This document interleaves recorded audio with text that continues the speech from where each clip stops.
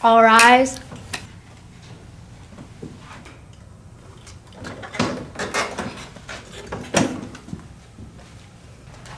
Please be seated.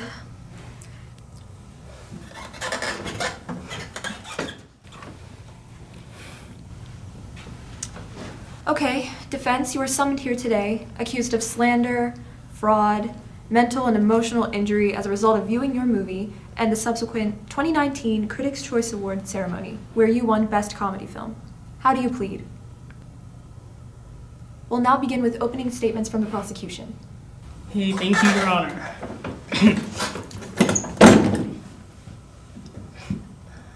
Members of the jury, when a man is slighted and cheated, it's a travesty. But what can you do when a nation has been cheated? The answer, seek justice. I'm here today to set the record straight. Crazy Rich Asians is overrated, and it doesn't do any destabilizing of any ruling class views of Asian Americans, as many people claim it does. In fact, I and many others have found the depiction of some of the Asian cast, kind of their depiction to be unsavory. While we're on the topic of undeserved praise, media like this should not be held in such high esteem and surely not hold the title of critics, top, let's see, Choice Award Comedy 2019?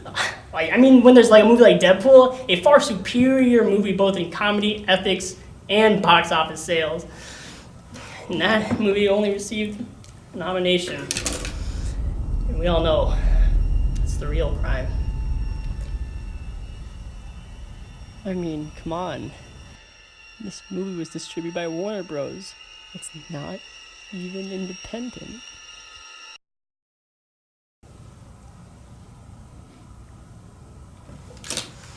Thank you, Your Honor.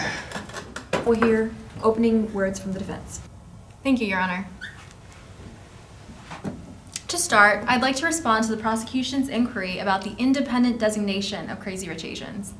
During development, the producers of the film were adamant about ensuring the authenticity of it and looked to partner with an Asian-connected production company.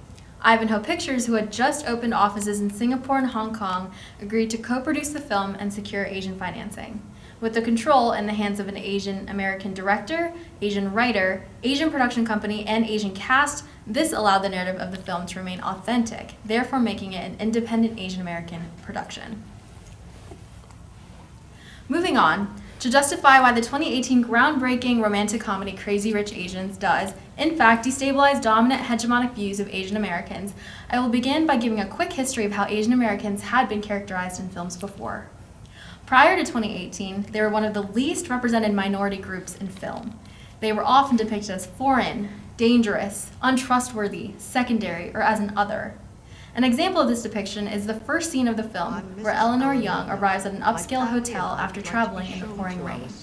The hotel receptionist does not recognize her reservation and rudely suggests she go to Chinatown. You must have made a mistake. I'm sure you and your lovely family can find other accommodation. May I suggest you explore Chinatown? The immediate discomfort and bias displayed at the mere sight and sound of Eleanor and her family implies yellow peril, which is the notion that Asians are foreign, dangerous, disruptive, and invasive into primarily white spaces. Specifically, the hotel manager says, "May I suggest you explore Chinatown," implying that the Young family do not belong in ruling class spaces. That's it. Thank you, Your Honor.